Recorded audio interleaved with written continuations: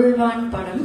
And first இந்த படத்து கதை கேட்கும் போது அந்த டைம்ல கிராமத்து படம் கொஞ்ச நாள் வேணாமே அப்படின்னு யோசிச்சுட்டே போய் தான் கதை கேட்டேன் சாருக்காக. ஆனா கணேஷ் சார் சொன்னதுக்கு அப்புறம் பண்ணணும்னு ஆசை வந்துருச்சு. அண்ட் மெயினா அதோட அந்த என்ன சொல்ற படத்தோட கருன்னு சொல்ற மாதிரி படிக்கிறதுல ஸ்கூல்ல இந்த ஃபெசிலிட்டி இல்ல அந்த ஃபெசிலிட்டி இல்லைன்னு நினைக்கலாம். பட் படிக்கிறதுக்கான ஃபெசிலிட்டியே இல்லை அப்படின்னு நம்ம ஊர்லயே ஒரு இடம் இருக்கு, மக்கள் இருக்காங்க, இந்த மாதிரியும் வாழ்றாங்க அப்படின்னு நினைக்கும் போது இதுல கண்டிப்பா நம்ம இருக்கணும் அந்த படத்துல அப்படின்னு ஒரு ரெஸ்பான்சிபிளாவும் ஃபீல் ஆச்சு. அண்ட் ப்ரொடியூசர் சார் இப்படி ஒரு படத்து மேல நம்பிக்கை வச்சு அண்ட் பண்ணதுக்கு தேங்க்யூ. லொகேஷன்னா மேப்ல இல்லாத லொகேஷன், நெட்வொர்க்கே கிடைக்காத ஒரு லொகேஷன், தங்குறதுக்கு தூங்குறதுக்கு இல்லாத ஒரு லொகேஷன் இந்த படத்துல தான் நாங்க பண்ணோம். ஆனா அப்படி ஒரு லொகேஷன்ல அவ்வளோ ஒரு லைஃப் இருக்கு, அங்க இன்னுமே மக்கள் அழகா வாழ்றாங்க. அங்க போறதுக்கு இருக்கிறதுக்கு கஷ்டமா இருக்கே தவிர அங்க இருந்து ஷூட்டிங் பண்ணும்போது அது பழகி அவங்களோட வாழும்போது அது ஒரு சுவாரஸ்யமா இருக்கு. அண்ட் சுகுமார் சாரோட நாங்க ஏற்கனவே படம் பண்ணியிருக்கேன் ராரா. கிராமத்தை காட்டுவாங்க, அழகா காட்டுவாங்க. பட் கிராமத்தை பிரம்மாண்டமா காட்டுறது சுகுமார் சார். இந்த ட்ரெய்லர்லயே பார்த்திருப்பீங்க, ஒவ்வொரு விஷுவலும் அப்படியே கண்ணை பறிக்கிற மாதிரி இருந்தது. ஸோ என்னையும் கிராமத்தை அழகா காமிச்சதுக்கு thank you Sukumar sir. And Arulnithi sir, அவர் நம்பிக்கை நாயகன் நினைக்கிறேன். ஏன்னா படத்துல அருள்நிதி சார் இருக்காருன்னு சொன்னோடனே எல்லாரும் சொல்றது, ஓ சார் இருக்காரு, அப்ப படம் நல்லா இருக்கும், அப்ப படம் வித்தியாசமா இருக்கும், அப்ப படத்துல ஏதோ இருக்கு. ஸோ இந்த தாட் தான் ஃபர்ஸ்ட் வருது என்னோட ஃப்ரெண்ட்ஸ் அண்ட் ஃபேமிலி. ஸோ அப்படி ஒரு நேம் இருக்கு அவருக்கு, அவர் சூஸ் பண்ணியிருக்காருன்னா அந்த படத்துல ஏதோ ஒன்று இருக்குன்ற நம்பிக்கை. ஸோ கண்டிப்பா இந்த படத்துல இருக்கு, அதனாலதான் அவரும் நம்பியிருக்காரு. And Sakthi sir, thank you so much. நீங்க இந்த படத்தை ரிலீஸ் பண்ணும்போது அதுக்கு அடுத்த கட்டத்துக்கு போன ஒரு நம்பிக்கை ஆல்ரெடி எங்களுக்கு வந்துருச்சு. தேங்க்யூ. அண்ட் ஆரவ் என்னோட கோ actor, so such a dedicated actor. ஏன்னா அங்க நாங்க பண்ணும்போது காளி சார் சொன்ன மாதிரி தான், அந்த லொகேஷன் போறது இப்படி போலாம் இப்படிலாம் நாங்க போயிருக்கோம். அண்ட் அவரு அப்படி போய் மலை மேல ஏறி அது மேல மரத்து மேல எல்லாம் ஏறி அண்ட் ஒரு ஃபால்ஸ், ஒரு ஹியூஜ் ஃபால்ஸ் கீழே நாங்க ஷூட் பண்ணும்போது செம்ம குளிர் அப்போ. பட் அவர் உடம்பு ஃபுல்லா சந்தனத்தை பூசிட்டு ஒரு போஸ் எல்லாம் பேலன்ஸ்டா இருக்கணும். சோ அதெல்லாம் ரொம்ப கஷ்டம், நாங்க கூட இருந்து பார்த்ததுனால தெரிஞ்சது. பட் ஒவ்வொரு நாளும் அவ்வளோ டெடிகேட்டடா இருந்தாரு. Such wonderful co actor also. Krithika லொகேஷன்ல நிறைய கீழெல்லாம் விழுந்து, மண்டையில பாறையில எல்லாம் கூட அவளுக்கு விழுந்து நடிச்சான்ற மாதிரி அவ்வளோ ஒரு டெடிகேஷன் அது பாப்பா. சோ இப்ப பாப்பா like grown up, but still அவ்வளோ ஒரு அவங்கதான் படத்தோட என்ன சொல்றது ஹீரோ மாதிரி.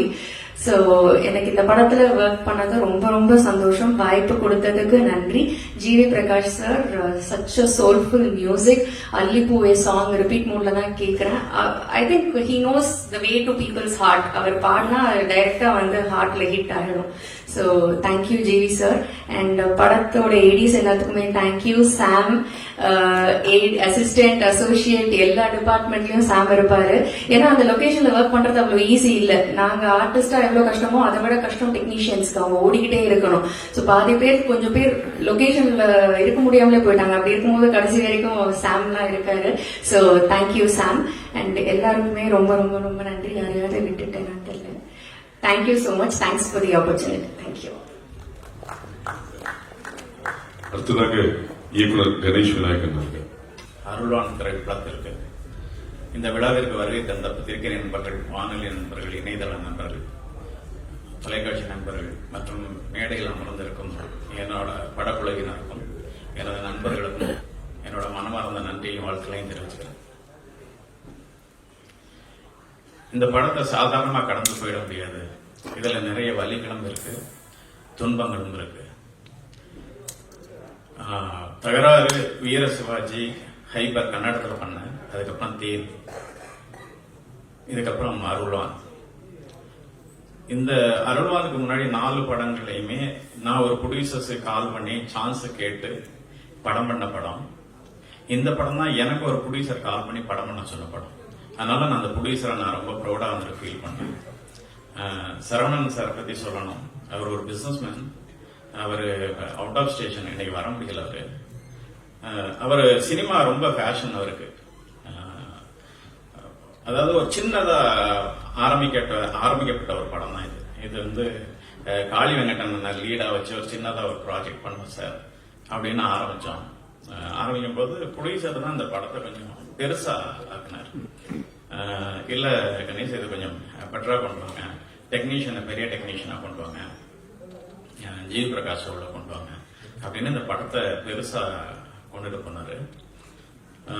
அவர் வந்து சினிமாவில் வந்து 90 பிக்சர்ஸ் வச்சிருக்காரு சார். 90 பிலிம்ஸுக்கு மேல படம் பண்ணணும்னு என்னோட ஆசை. கண்டிப்பா அவர் பண்ணுவார். ஏன்னா அவர் வேற பிசினஸா இருந்தாலும் சினிமாவை பத்தி நிறைய யோசிச்சுக்கிட்டே தான் இருக்காரு. அவர் எப்போதுமே நிறைய புதிய இயக்குநர்களுக்கு வாய்ப்பு கொடுங்க சார், இந்த கம்பெனி பெருசா வளரும். இந்த படத்தை எனக்கு வாய்ப்பளித்ததுக்கு முதல்ல உங்களுக்கு நன்றியை தெரிவிச்சுக்கிறேன். அடுத்தது என்னோட படம் எடிட்டர் கிஷோரை பத்தி சொல்லணும். அவர் என்னோட 2வது படம், முதல் படம் அவருக்கு ஸ்டேட் அவார்டு வந்துட்டு அந்த தேன் படம் வாங்கி கொடுத்தேன். கண்டிப்பா இந்த படத்துக்கும் அவருக்கு வந்துட்டு விருது இருக்கு. ஏன்னா சின்ன சின்ன முரண்பாடு இருந்துச்சு அவருக்கு எனக்கும், இது இல்லை இப்படி வேணும் இப்படி வேணான்னு. இது ஒரு ஆர்ட் ஃபார்மாவும் இல்லாம கமர்ஷியலாவும் இல்லாம இருக்கும்.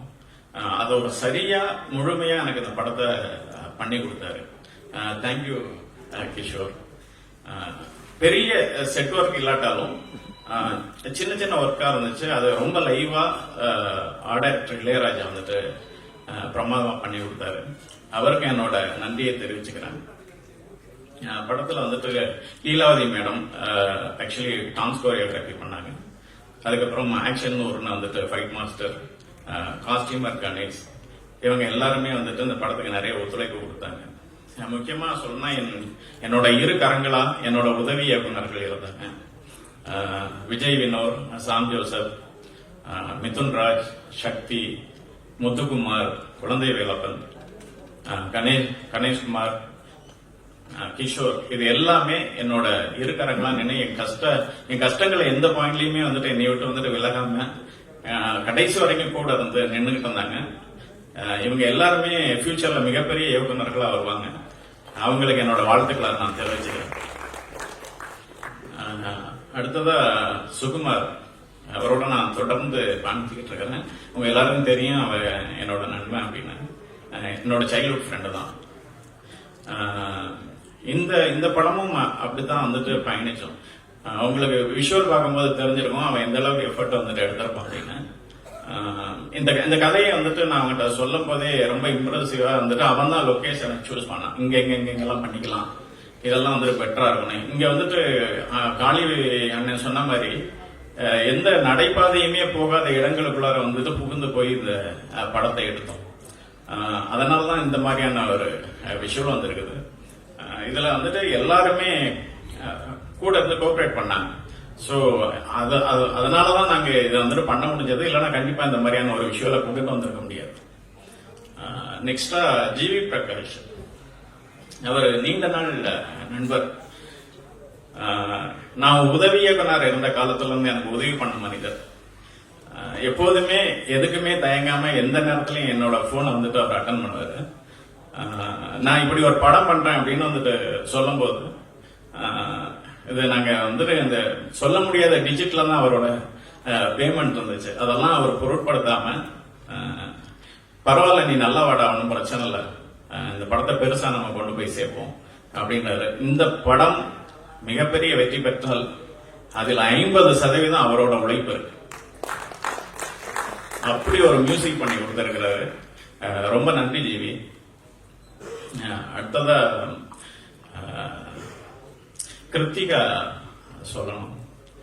இந்த படத்துல ஆக்சுவலி 3 ஹீரோக்கள். ஒன்னு ஆரோ சார், இன்னொன்னு அருள்நிதி சார், அப்புறம் கிருத்திகாவை வந்துட்டு சொல்லணும். ஏன்னா மெயின் கண்டென்ட்டா வந்துட்டு கிருத்தியோட பேஸ்ல தான் அந்த கதைக்குள்ளார இருக்கும். அவ பட்ட கஷ்டங்களை நம்மளால வந்து சொல்ல முடியல. அவ குழந்தை தினசரி அவங்க அம்மா கண்ணை பார்த்தோன்னா அவங்க கண்ணு வந்துட்டு கண்ணீர் ததும்பி நிற்கும். ஏன்னா தான் குழந்தை எவ்வளவு கஷ்டப்படுது அப்படின்னு. அது அவங்களுக்கு அந்த வலி வந்துட்டு அந்த ஸ்பாட்ல வந்துட்டு பெருசா இருந்ததே தவிர அதனோட அவுட்புட் பார்க்கும்போது ரொம்ப சந்தோஷப்பட்டாங்க. எல்லா இடத்துலயுமே, அதாவது நாங்க வந்து என்ன சொல்றது, ஒரு ஹில்லுல இருந்து கீழே லொகேஷன்ல கீழே இறங்கணும். கிட்டத்தட்ட ஒரு 2.5 மணி நேரம் கீழே வரணும். கீழே இருந்து மேல போக முடியாது, 3.5 மணி நேரம் எங்களுக்கு வந்துட்டு செலவாகும். அதனால நாங்க என்ன பண்ணோம்னா அந்த பர்டிகுலர் ஏரியாக்குள்ளாரே ஒரு டென்ட் அமைச்சு அதுக்குள்ளார தான் எல்லாருமே ஸ்டே பண்ணியிருந்தோம். அப்படித்தான் எல்லாருமே ஒரு 18 நாள் அந்த இடத்துல வந்துட்டு ஸ்டே இருந்தாங்க. இப்ப சரியான உணவு கிடையாது, நடைபாதை கிடையாது, நிறைய இடத்துல விழுந்துருவா பாப்பா, அப்புறம் நைட் அனிமல் இருக்கும். ஸோ இவ்வளவு பிரச்சனையும் பேஸ் பண்ணி அவ ஒரே டெடிகேஷனா இந்த படத்துல வந்துட்டு ரொம்ப பெஸ்டா ஆக்ட் பண்ணியிருக்கிறார். அதாவது என்ன சொல்றது, இந்த படம் வந்துட்டு எந்த கேட்டகரியில வந்துட்டு இதுக்கு விருது கிடைக்குதோ இல்லையோ, கிருத்திகாவுக்கு இது வந்துட்டு மிகப்பெரிய விருதா வந்துட்டு வழங்கும். கண்டிப்பா ஒரு நேஷனல் அவார்டு அவளுக்கு கண்டிப்பா இருக்குது. வாழ்த்துக்கள் கிருத்திகா. அண்ட் அதுக்கப்புறம் ரம்யா சொல்லணும். ரம்யா வந்து நம்ம ஒரு கதையை சூஸ் பண்ணதுக்கு அப்புறம் ஒரு 4 ஹீரோன் இருப்பாங்க, இந்த கேரக்டருக்கு இவங்க கரெக்டா இருப்பாங்க அப்படின்னு. அப்படி வந்து ரம்யா கால் பண்ணோன்னா அவங்க அங்க இருந்து வரும்போதே சொல்லிட்டாங்க, சார் நான் இந்த வில்லேஜ் படம்லாம் பண்ண மாட்டேன், சிட்டி பேஸ்ல ஏதாவது கதை சொல்லுங்க நான் வரேன் அப்படின்னாங்க. சரி ரம்யா நீங்க வாங்க, சும்மா ஜெனரலா மீட் பண்ணுவோம் அப்படின்னு சொல்லி வர சொன்னேன் ஆஃபீஸுக்கு. அப்புறம் அதுக்கப்புறம் வந்து கதை கேட்டாங்க. அவங்களுக்கு ரொம்ப பிடிச்சிருந்துச்சு ஸ்கிரிப்ட். பிடிச்சதுனால கொஞ்சம் நிறைய யோசிச்சுட்டு கண்டிப்பா நான் அந்த படம் பண்றேன் சார் அப்படின்னு போயிட்டாங்க. ரம்யா கண்டிப்பா நீங்க மாடர்னா அடுத்தடுத்து படங்கள் வரும், நீங்க கவலைப்படாதீங்க. அண்ட் ரம்யா பத்தி சொல்லணும்னா ரொம்ப டெடிகேஷனான ஆர்டிஸ்ட். நான் 7 மணிக்கு ஃபர்ஸ்ட் ஷாட் வைப்பேன், ஏன்னா அந்த சுமார் வந்துட்டு அந்த சன் வர்றதுக்கு முன்னாடி ஷாட் எடுக்கலான்டா மிஸ்ட் அந்த மாதிரி இருக்கும். ஆனா இவங்க ஆரம்பத்துக்கெல்லாம் கரெக்டா வருவாங்க, அதுவும் காஸ்டியூம் மேக்கப் கூட வருவாங்க. வித்தவுட் மேக்கப் தான், பட் லைட்டா அவங்க மேக்கப் அப்ளை பண்ணிப்பாங்க. ஆனா அவ்வளவு காலையில அந்த குளிர்ல அங்க எந்த வசதிகளுமே இல்லாத ஒரு இடத்துல கூட அவ்வளவு டெடிகேஷனா வந்து எங்களுக்கு வந்துட்டு கோஆபரேட் பண்ணாங்க. ரொம்ப தேங்க்ஸ் ரம்யா. அண்ட் அண்ணன் காளி அண்ணன் வந்துட்டு பத்தி சொல்லணும். அண்ணன் நீங்க படத்துல கொஞ்சமான சீன்கள் வந்தாலும் அந்த படத்தை வந்துட்டு 2-3 இடத்துல ரொம்ப தாங்கி பிடிச்சிருக்கிறீங்க. அது ஒரு சிறந்த ஒரு படைப்பாளி, ஒரு சிறந்த ஆக்டர். கூடிய சீக்கிரம் கண்டிப்பா அண்ணனோட நான் சேர்ந்து ஒரு படம் பண்ணுவேன். ஏன்னா எனக்கு காளியண்ணன் அந்த அளவுக்கு ரொம்ப பிடிக்கும். இந்த படத்துல வந்துட்டு எதையுமே வந்துட்டு யோசிக்காம உனக்கு பண்ணித்தரேன் வந்து எங்களோட ஜாயின் பண்ண காளியண்ணனுக்கு என்னோட மனமார்ந்த நன்றியை தெரிவிச்சுக்கிறேன். அண்ட் கோ ஆர்டிஸ்டா ஜான் விஜய், விடிவி கணேஷ், ஹரிஷ் உத்தமன், சரவணன் எல்லாருக்குமே என்னோட மனமார்ந்த நன்றியை தெரிவிச்சுக்கிறேன். ஆரவ் சாரை பத்தி சொல்லணும். நான் ஃபர்ஸ்ட் இந்த கதையை ஆரவ் சார் கிட்ட சொல்ல போது, சார் இந்த கதையில 2 இம்பார்ட்டன்டான கேரக்டர்ஸ் இருப்பாங்க, ஒன்னு குழந்தை, இன்னொன்னு கலெக்டர். இது உங்களுக்கு ஓகேவா சார் அப்படின்னு சொல்லி தான் அந்த கதையை ஆரம்பிச்சேன். கதை சொல்லுங்க அப்படின்னு சொன்னாரு. கதை அவருக்கு ரொம்ப பிடிச்சிருந்துச்சு.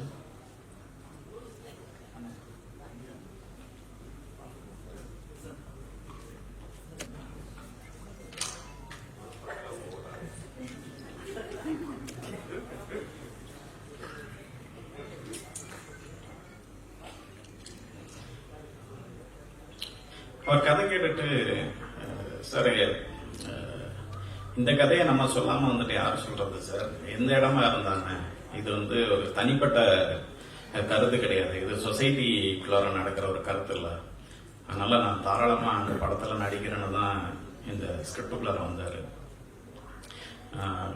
பட் அவரோட லைஃப் ஸ்டைல் என்னன்னு தெரியாது. ஆனா அங்க அந்த 18 நாள் எங்களோட அந்த டென்ட்ல தங்கிட்டு ஒரு அசிஸ்டன்ட் டைரக்டர் மாதிரி ஒர்க் பண்ணாரு. ஒரு டைம் சொன்ன அந்த டைம், அந்த என்ன காஸ்டியூம் கொடுக்குறோமோ அந்த காஸ்டியூம் அங்க வந்துட்டு நாங்களே சமைச்சு அப்படிதான் ப்ரொவைட் பண்ணிட்டு இருந்தாங்க.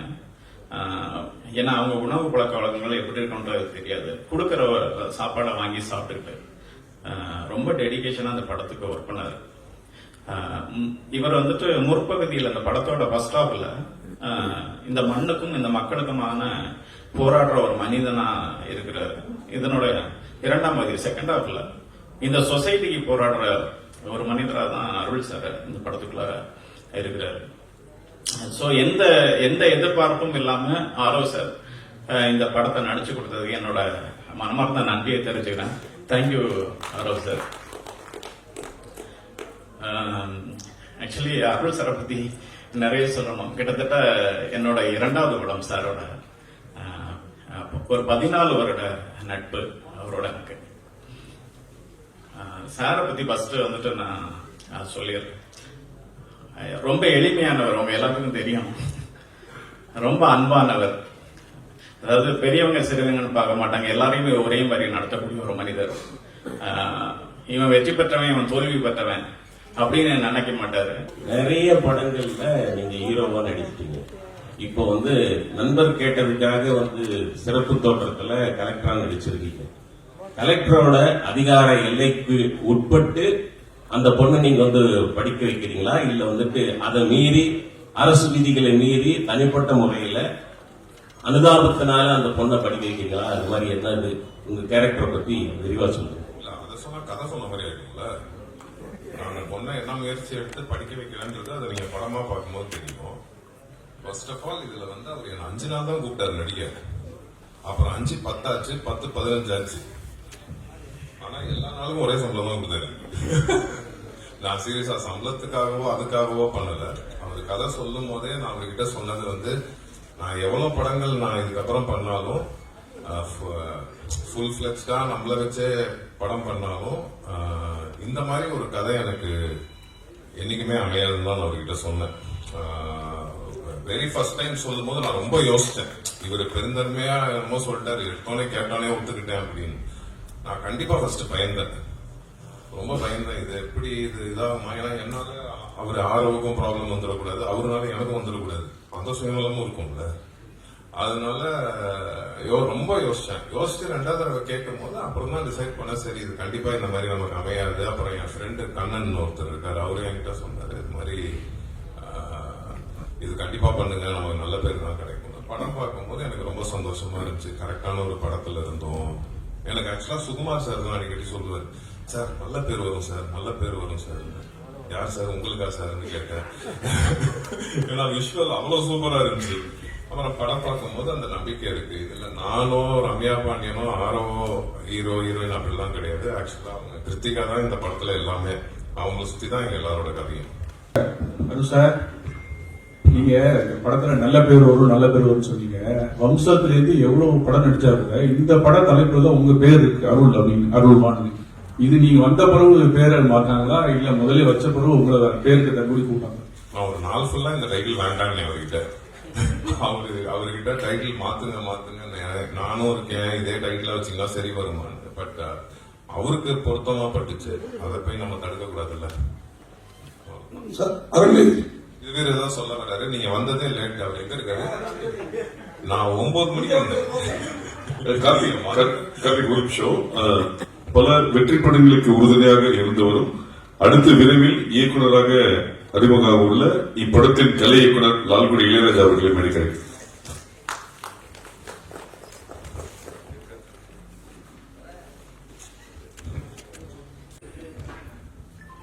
இது வான் தான் டைட்டில் வச்சோம். வானம் சார்ந்த மலை சார்ந்தது. அந்த டைட்டில் கிடைக்கல. இப்போ ஜென்ரலாவே ஒரு பிளஸிங்கா இருக்கும் அப்படின்றது தான் எல்லாத்துக்கும். அதனால அருள்வான்னு சேர்த்து வச்சிருக்கேன். அருள்வான் அவ்வளவுதான். டைரக்டர் சார், அதுல உங்களுக்கு ஒரு கேள்வி.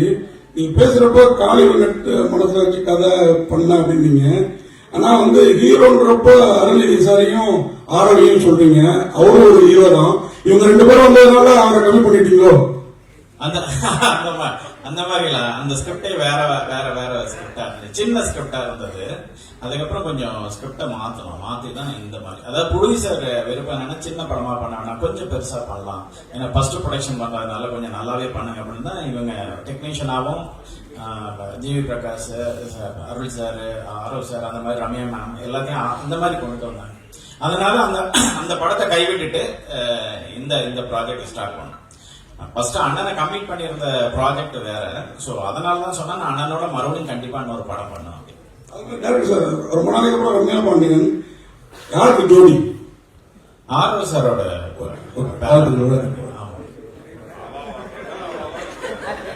அருள் சார், அருள் சார், எங்கே சார் இங்க எங்க ஐயோ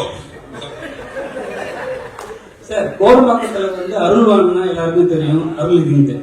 ஏன்னா பசங்களுக்கு வந்து ரொம்ப பிடிச்ச ஒரு நடிகர், அது இல்லாம எல்லாமே செய்யறதில்ல. இப்ப இந்த படம் டைட்டிலும் அதே மாதிரி ஒத்தி போகுது. ஆனா இப்ப அதே படத்துல அதே நெக்ஸ்ட் ஒரு படம் வந்து டிமாண்டிக் ஆலிம் 3. சோ அதே கான்ட்ராஸ்டா இருக்காது. எப்படி நீங்க வந்து ஹேண்டில் பண்ணீங்க? எப்படி ஹேண்டில் பண்றேன்னா ஹேண்டில்னா என்னன்னா அது வந்து ஒரு பேய் படம், இது வந்து ஒரு நல்லது செய்யற ஒரு படம். சோ அதுல இருந்து எது எப்படி நீ மாறுபட்டுருக்கீங்க? இல்ல இது நான் சொன்னேன்ல ஃபர்ஸ்ட் இவர் கதை சொல்லும் போது ஒரு நான் எவ்வளவு படங்கள் பண்ணாலும் இதுல கிடைச்ச கதாபாத்திரம் எனக்கு திருப்பி அமையாதுன்னு தான் சொன்னேன். நான் ஃபுல் ஃபிளெக்ஸ்டா பண்ணாலும் ஒரு கல்வி எவ்வளவு முக்கியம்னு இந்த படம் சொல்லியிருக்கோம். அதே மாதிரி அந்த இடத்துல வாழ்றவங்களோட வாழ்க்கை வந்து நம்ம படம் பார்க்கும்போது அவங்க அவங்க அவங்க லைஃப் ஸ்டைலே நம்ம புரிஞ்சுக்கலாம். அந்த படம் பார்க்கும்போது அவங்க எவ்வளவு கஷ்டத்துல இருக்காங்க அப்படின்னு. சோ அதனாலதான் இது என்ன இதுன்னு கேள்வி கேட்டா எப்படி பண்ணுவோம். கதாநாயகனா வந்து ஃபுல் ஃபிளெக்சா நடிக்கிறது சந்தோஷமான விஷயம். ஒரு டேரக்டர் வந்து ஒரு 5 நாள் ஸ்டோரி சொல்லும் போது உங்களுக்கு என்ன தோணுச்சு அந்த நேரத்துல? அவர் 5 நாள் ஸ்டோரி சொல்ல 5 நாள் வர 5 நாள் வாசம் மேடம், உங்களுக்கு என்ன தோணுச்சு? பண்ணலாமா வேணாம் நிறைய முடிவு எடுத்துருப்பீங்க நைட்டு. இல்ல இவரு கொஞ்சம் குண்டக்க மண்டக்கான ஆள் தான். ஏன்னா ஆல்ரெடி தகராறுன்னு ஒன்று வச்சு எடுத்தாரு. அதனால நான் எனக்கு என்னன்னா சீரியஸாவே ஃபர்ஸ்ட் ஒரு 5 நாள் தான் இருந்துச்சு. அதுக்கப்புறம் ஒரு 20 நாள் வந்துருக்குன்னா ஆக்சுவலா ஃபுல் படம் இருக்கேன், அது சொல்ல மாட்டேன். நானும் அவங்க கிருத்திகா இவங்க எல்லாரும் ஃபுல் படம் இருக்காங்க. நெக்ஸ்ட் சார் தீரா சார், அருள் சார் வணக்கம். இது நாங்க பேசவே செஞ்சிருக்கேன் சார். மாசான ஹீரோவா பல படங்கள் பண்ணிட்டீங்க. பட் இந்த படத்துல ஒரு முக்கியமான கேரக்டர் அப்படின்னா 5 நாளைக்கு ஒத்துக்கிட்டீங்க. அடுத்து வரக்கூடிய இந்த மாதிரி கதைகள்ல முக்கியமான கேரக்டர் 2 நாள் 5 நாள் அப்படின்னா ஒத்துப்பீங்களா சார்? நான் இன்னைக்கு எந்த படம் மாசான ஹீரோவாவே பண்ணல சார். வம்சம் ஒண்ணு போதும் சார். வம்சம்ல வந்து என் படங்கள் எல்லா படங்களையும் எல்லா கதாபாத்திரக்கும் எல்லாருமே ஹீரோ மாதிரி தான் இருப்பாங்க. வம்சம்ல என்ன கிஷோர் சார் தான் ஹீரோ மாதிரி இருப்பாரு. அவர் வச்சுதான் படமே. இல்ல இன்னைக்கு வரைக்கும் அருள் சார்னா வம்சத்தை முக்கியமா சொல்றாங்க. ஆமா, ஆமா. அந்த மாதிரி ஒரு மாசான படமும் நீங்க அடுத்து கொடுக்கணும். பட் இதே மாதிரி முக்கியமான கதைக்கு முக்கியமான கேரக்டர் வந்து ஒரு 5 நாள் அப்படின்னாலும் நான் நடிக்கிறேன் அப்படின்ற மாதிரி நீங்க இருக்கீங்க சார்? கண்டிப்பா பண்ணுவேன். முக்கியத்துவம் வாய்ந்த கதைகள்ல 5 நாள் நீங்க நடிப்பீங்க. அதுக்கு நான் அதே பண்ணிட்டு இருக்க மாட்டேன். ஒரு 5 நாளா எல்லா படத்துக்கும் போயிட்டு இருக்க வேண்டியதான். இல்ல சார் 5 நாள் சொல்லி 10 நாள் ஆக்கிடுவாங்க தலைவா.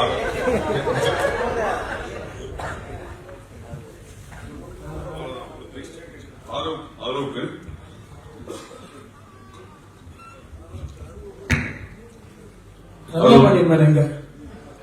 ஆக்சுவலா உங்களோட கேரியர்ல ரொம்ப முக்கியமான படங்கள் பாத்தீங்கன்னா ஜோக்கர், ராமன் ஆண்டா ராவணன், இது ரெண்டுமே வில்லேஜ் சப்ஜெக்ட் தான். சோ உங்களுக்கு நல்ல பேர் வாங்கி கொடுத்த அப்படிங்கிற பட்சத்துல நீங்க ஏன் வில்லேஜ் சப்ஜெக்ட் சூஸ் பண்ண தயங்குறீங்க? இல்ல இந்த படம் கதை கேட்கும் போது உண்மையிலேயே அந்த மைண்ட் செட்ல தான் இருந்தேன். ஏன்னா வர எல்லாமே வில்லேஜ் சப்ஜெக்ட், அது நல்ல வில்லேஜ் சப்ஜெக்டா இருந்ததுன்னா நம்மள அறியாம நான் ஓகேன்னு தான் சொல்லியிருக்கேன். புடிச்சு வேணான்னு சொன்னது கிடையாது.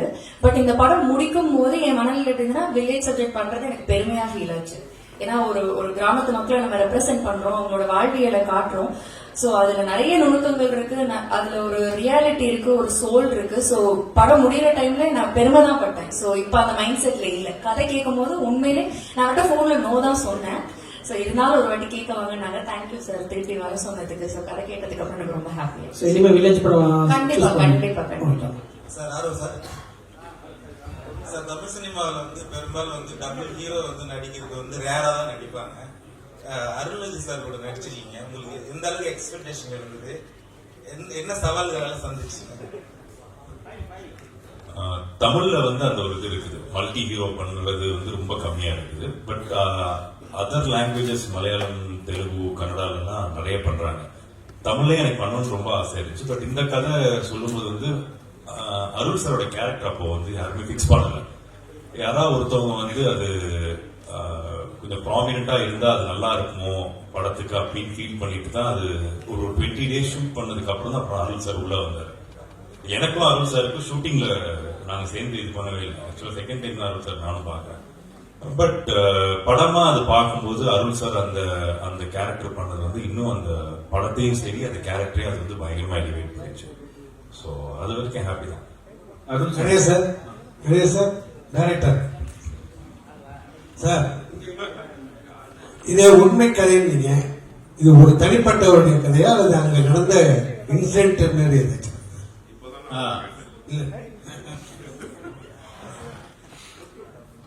ஒருத்தருக்கு படிப்பு இல்லையா இல்ல இந்த ஊர்ல உள்ள அத்தனை பேருக்கு? அதாவது அங்க ஒரு என்ஜிஓ ஆய்வுப்படி என்ன சொல்றாருன்னா 25% வந்து படிப்பு இருக்குது, 75% வந்துட்டு கிடைக்க மாட்டேங்குது அப்படின்னு தான் சொல்றாரு. முக்கியமா இது வந்துட்டு இந்த படம் வந்துட்டு காடர் மொழியில எடுக்கப்பட்ட படம். அதாவது காடர் மொழி ஏசியாவிலே ஃபர்ஸ்ட் மொழி அப்படின்னு வந்து சொல்றாங்க. இதுக்கு அனீஸ்னு ஒரு தம்பி தான் அந்த வால்பாறை கல்லார்குடின்னு ஒரு ஊர் சைட்ல இருந்த வந்து எங்களுக்கு டிரான்ஸ்லேட் பண்ணி கொடுத்து உதவி இயக்குனராக ஒர்க் பண்ணி டிரான்ஸ்லேட் பண்ணி வந்து கொடுத்தாரு. நான் ஆக்சுவலி ட்ரெக்கிங் போற பழக்கம் எனக்கு அதிகமா உண்டு. நான் அந்த மாதிரி வந்து சின்னூர்ன்ற ஒரு கிராமம், அதாவது பெரிய குளத்துக்கு மேல இருந்து உள்ள போற ஒரு கிராமம் இருக்கு. அந்த கிராமத்துக்கு நான் போகும்போது அந்த குடின்னு சொல்லுவாங்க, அந்த மக்களை நான் வந்துட்டு சந்திக்கும் போது அப்போ ஒரு குழந்தை வந்துட்டு என்னை படிக்க வைக்க முடியுமா அப்படின்னு வந்துட்டு கேட்டுச்சு. என்ன பிரச்சனை அப்படின்னு கேட்கும்போது அவங்களோட பிரச்சனையை சொன்னாங்க. என்னன்னா 3 மாதம் காட்டாற்று வெள்ளம் வரும், இதை கிராஸ் பண்ண முடியாது, ஃபர்ஸ்ட் சிக்னல் கிடையாது, அதனால அடிப்படை வசதிகள் எதுவும் இல்லை, ரோடு இல்லை, இந்த மாதிரியான பிரச்சனைகள்லாம் நிறைய இருக்குது அவங்க. ஸோ அப்போ நான் ஒரு வீடியோ கிளிக் பண்ணி ஒரு பத்திரிகைக்கு நான் அனுப்பிச்சேன். அதை உடனே இமீடியட்டா வந்துட்டு ப்ரெஸ் ஆச்சு, இது பப்ளிஷ் ஆச்சு. பப்ளிஷ் ஆனதுக்கு அப்புறம் அங்க இருக்கிற கலெக்டர் லைனுக்கு வந்தார். இந்த வில்லேஜ் எங்க இருக்குது அப்படின்னு வந்து கேட்டேன். ஸோ அவருக்கே அது சரியா தெரியல. அதுக்கப்புறம் நான் ஒரு அட்ரஸ் வந்துட்டு சொன்னேன். அப்புறம் இது தேனி மாவட்டத்துல இருந்து பேசின கலெக்டர், இது பெரியகுளம் வந்துட்டு திண்டுக்கல் மாவட்டத்தை கனெக்ட் பண்றோம். அதுக்கப்புறம் அங்க இருந்து எல்லாருமே அந்த குழந்தைய போய் பார்த்து அதுக்கான எஜுகேஷனை கொடுத்து இன்னைக்கு அந்த பொண்ணு வந்துட்டு அதை எஜுகேஷனை முடிஞ்சிருச்சு. இதனோட இன்ஸ்பயர் தான் அந்த. ஓகே சார், இந்த கேரக்டருக்கு முத்துவேல் வச்சிருக்கீங்க, முத்துவேல் கருணாநிதி வச்சிருக்காங்க. இது சார் கிட்ட சார் சுகுமார் சார் பார்ட் 2ல இருப்பார். சார் சுகுமார் சார், தொடர்ந்து மலைவாழ் மக்களுடைய கதை, காடு மலைகள் இதையே தான் காட்டிட்டு இருக்கீங்க. எப்பெல்லாம் வந்து நீங்க ஒரு லவபிள் படமா பண்ண போறீங்க? அது ஜியோ வருது வண்டியில, அது பாருங்க மான்காரது மாதிரி கலர்ஃபுல்லா ஃபுல் சிட்டி படமா இருக்கும், விரைவில் அது வரும். அருண் சார், எவ்வளவு அரசு போஸ்ட் இருந்தாலும் இந்த கலெக்டர் போஸ்ட் தான் ரொம்ப பெரிய போஸ்ட். சின்ன வயசுல நம்ம எல்லாரும் கலெக்டர் ஆகணும், இன்ஜினியர் இருப்பாங்க.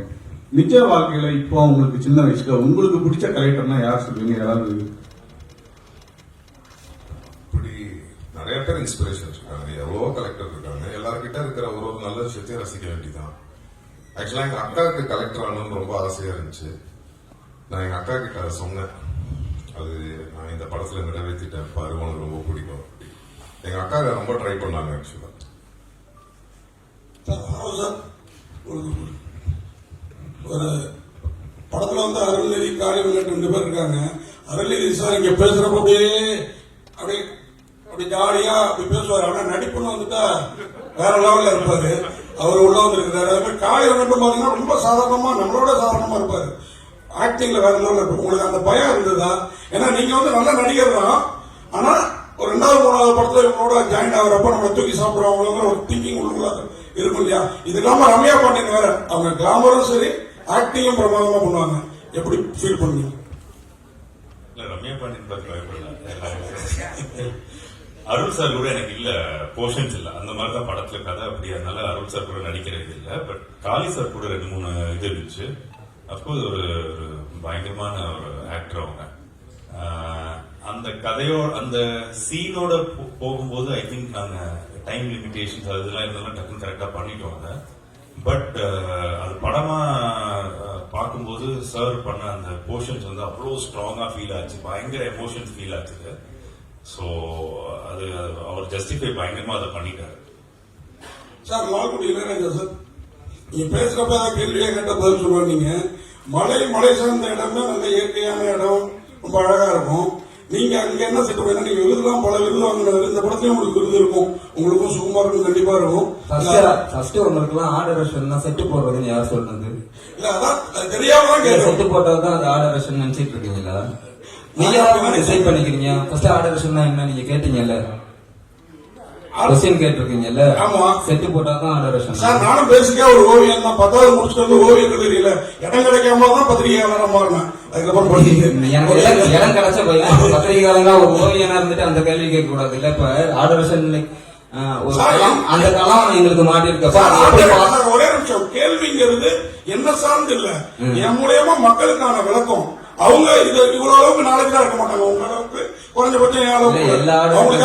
எல்லா ஆர்டர்ஸுமே அப்படியே கட்டிட்டு இருக்கீங்க. மேசரி கூட ஏதோ ரீப்பர்ஸ் செட் போட்டுக்கிட்டே இருப்பாங்க அப்படின்னு படம் ஃபுல்லா ஒர்க் பண்ற எல்லா ஃப்ரேம்ஸ்லயும் ஆர்டரேஷனோட பங்கீடு இருக்கு. நாங்க இருக்கோம் இல்ல அப்படிங்கறது இல்ல, நாங்க லொகேஷன் பாக்குறோம், அந்த லொகேஷன்ல தான் அந்த கதை நடக்குது அப்படிங்கறத டிசைட் பண்றோம். கதையோட களத்தை நாங்க தான் ஆராய்ஞ்சு அந்த இடத்துக்கு கூட்டிட்டு போறோம் எல்லா ஆர்டிஸ்டையும். சோ செட்டு போட்டாதான் ஏதாவது ஒரு பிளேயோட வச்சு மேக் பண்ணாதான் அப்படின்னு நினைச்சிட்டு இருக்க கூடாது. கதைக்குள்ள ஃபுல்லா இருக்கும். ஈச் அண்ட் எவ்ரி ஃப்ரேம்ல ப்ரொடக்ஷன் டிசைனிங் இருக்கு. அது என்ன கலர் ஸ்கீம்ல போலாம்னு டிஸ்கஸ் பண்றோம். கேமராமேன் கூட என்ன லைட் அப்ல எடுக்கலாம் டிஸ்கஸ் பண்றோம். சோ கதை ஃபுல்லா ஆராய்ஞ்சிட்டு இருக்கோம். நீங்க ஏதோ செட்டு போடுறது அதனால கதை இது போய் ஏதோ மலைட்டன் என்ன நாங்க என்ன பண்ண போறோம் அப்படின்னு கொஸ்டின் கேட்டுட்டு இருக்க கூடாது அப்படிங்கறது என்னோட தாழ்மையான வேண்டுகோள். இனிமேலாவது இந்த கொஸ்டின்ஸ் இது மாதிரி கொஸ்டின்ஸ் விளக்கம் கிடைச்ச பிறகுதான் எனக்கே அது தெரியுது. அப்ப மக்களும் இதுக்கப்புறம் தெரிஞ்சுப்பாங்கிறது தான் இந்த கேள்வி. நன்றி. இதை போஸ்ட் பண்ணீங்க, நான் கரெக்டா போஸ்ட் பண்ணீங்க, கரெக்டா கொண்டு போய் சேர்த்தீங்கன்னா ஆர்டர்ஸ் அந்த மலையில என்ன செட்டு போடுறீங்க, அந்த திருவிழா எடுக்கிறப்ப உங்களுக்கு என்ன வேலைன்னு கேட்காம இருப்பாங்க ஆடியன்ஸ். நீங்க தான் அதை கரெக்டா கொண்டு போய் அப்ப ரீச் பண்ணணும். தெரிஞ்சுக்குவாங்கல்ல மக்கள். பிலிம் மேக்கிங்னா ஒவ்வொருத்தவங்களுக்கும் ஒவ்வொரு பார்ட் இருக்குதான், அதுல எவ்வளவு இம்பார்ட்டன்ட் என்னென்ன பார்ட்ல இருக்கு அப்படிங்கறத மக்கள் எந்த அளவுக்கு ரீச் பண்றாங்களோ அப்பதான் கலை வடிவம் கொண்டு போய் அவங்களுக்கு போய் ரீச் ஆகும். நன்றி. நன்றி. டைரக்டர் சார், உங்களுக்கு கொஸ்டின். இந்த படத்தோட டிசைன்ல காடும் சேர்ந்த இடமும் நார்மலா இருக்கு, சிட்டி தலைகீழ இருக்கு. இது என்ன கனெக்ட் பண்றீங்க?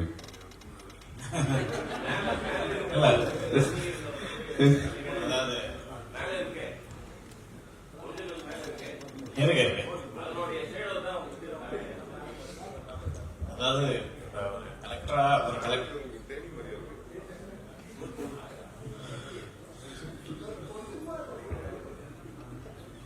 இது கதையில என்ன விதமா கனெக்ட்? இல்ல இது ஒரு கலெக்டரா வந்துட்டு நம்ம ஒரு ஃபாரஸ்டுக்குள்ளார கொண்டு போய் வைக்க முடியல. ஒரு சிட்டிக்குள்ளார இருக்கிற ஒரு கலெக்டரை சந்திக்க வர்ற ஒரு குழந்தையோட லைஃப் தான் அதனோட இது எடுத்துக்காட்டா பண்ணிருக்கோம்.